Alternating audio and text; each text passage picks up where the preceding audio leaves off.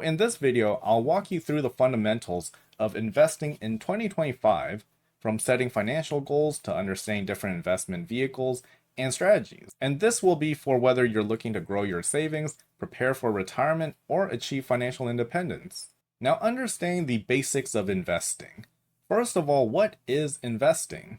There's people that spend everything they make. Then there's those people who are good at saving money and not spending it, leaving under their mattress or simply in their bank accounts.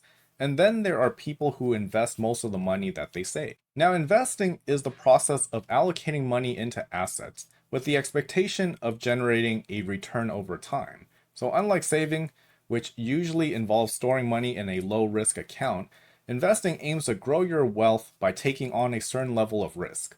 So why invest in the first place? Well, some of the good things about it is that you're beating inflation. Investing helps your money grow faster than inflation, ensuring that your purchasing power doesn't decrease over time.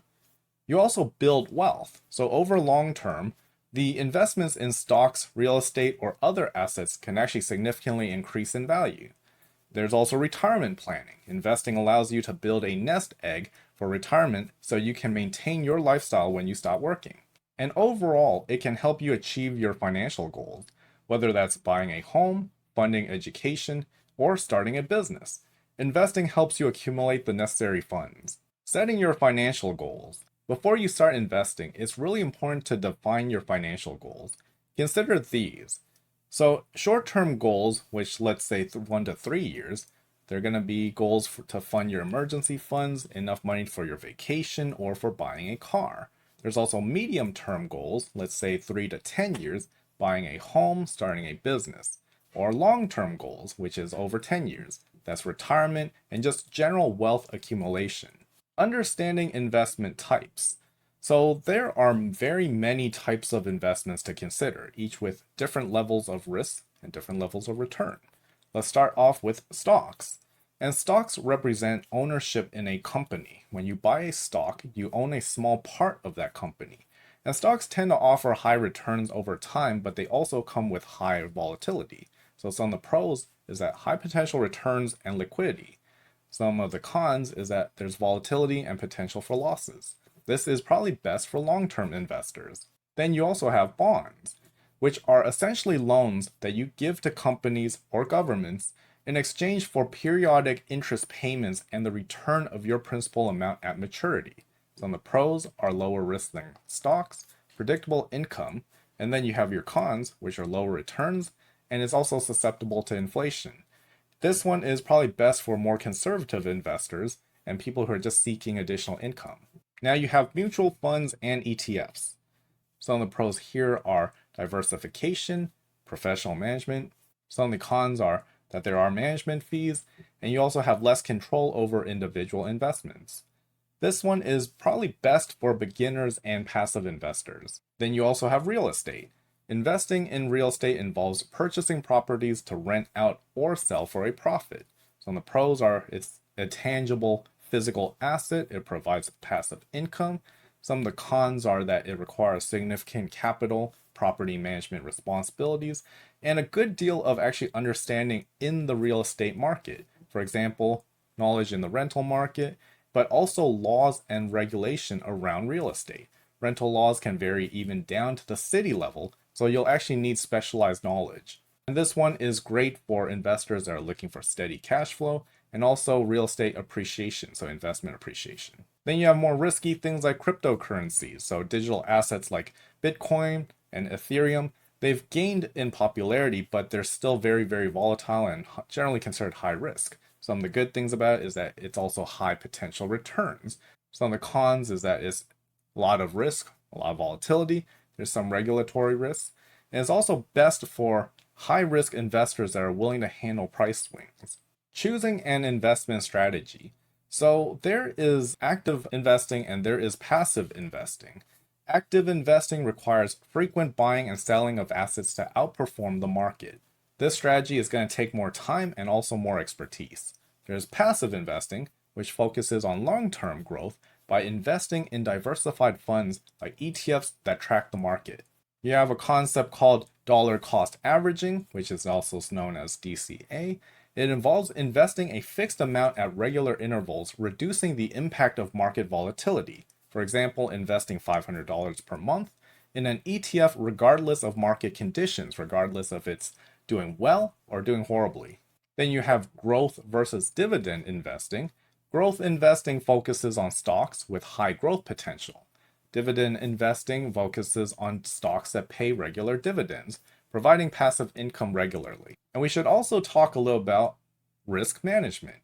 And this is a bit of a no-brainer at this point, but investing involves risks. But you can manage them through diversification, which means spreading investments across different asset classes.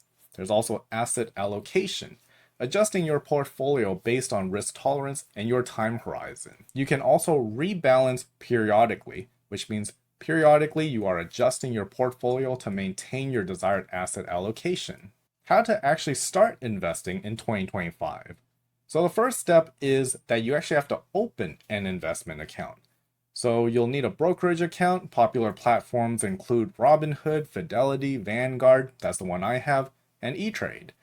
And you'll need to make an account and just go through their website and see how their system is set up for investments and how to trade and how to just in general use their website. Step 2 is you need to choose your investments. Decide between if you want individual stocks, ETFs, mutual funds, bonds, all this based on your risk tolerance and your goals, maybe a mix of them, even crypto. And you'll want to take into account what your age is, how much time in the market you expect to be in, and what your eventual financial goals are. Step 3 is to make your first actual investment. So I suggest that you start with a small amount and gradually increase that as you gain confidence. Consider starting with broad market ETFs like the S&P 500 index fund. Something I would warn you against is I think that sometimes when you're new to investing, you might get the idea that it's like a potential lottery ticket or a get rich quick scheme. In this case, I've seen people that want to dump in their savings of, let's say, $10,000 in a day trade, hoping that it's going to turn into $100,000 or $1 million the next day, but you end up just losing most of it. Step 4 is to monitor and adjust. So regularly review your portfolio to ensure that it aligns with your financial goals, reinvest dividends, and adjust your strategy as needed. Some strategies need more adjustment and realignment. Some, for example, passive investing, need very, very little where you won't really touch the investment at all. Now also, here are some common investing mistakes to avoid. The first one here is timing the market. Trying to buy at the lowest price and selling at the highest is nearly impossible. And I don't believe anyone worth their salt ever advises that you try to time the market. If someone has been able to do this consistently, then they're probably doing it quietly and becoming extremely rich instead of telling others to do it. There's also not diversifying, where putting all your money into one stock or one asset class increases risk. So you diversify to reduce that risk. Ignoring fees. High management fees can actually eat into your returns over time, but it's something that's commonly overlooked because the expense ratios or the management fees are generally denoted as a fairly small percent. But I can't exactly remember the models I've made to simulate this, but it depends on how much money you're investing. And the difference could mean tens of thousands, hundreds, or even millions of dollars. Last in this section is emotional investing, which means you're making decisions based on fear or greed. It just leads to general poor outcomes. And from the last study I remember, actively trade funds means something that's managed by a person with emotions and are subject to emotional investing, generally performs worse on average than just an index fund, something that just passively tracks the market. Now, here are a few things to consider for this year, but AI has been pretty hot over the last year and it's just increasingly so. So AI-driven funds and robo-advisors are making investing more efficient, and even stocks related to AI is something that you might want to keep an eye on, especially for more growth-focused funds. There's ESG investing. More investors are focusing on sustainable and socially responsible investments.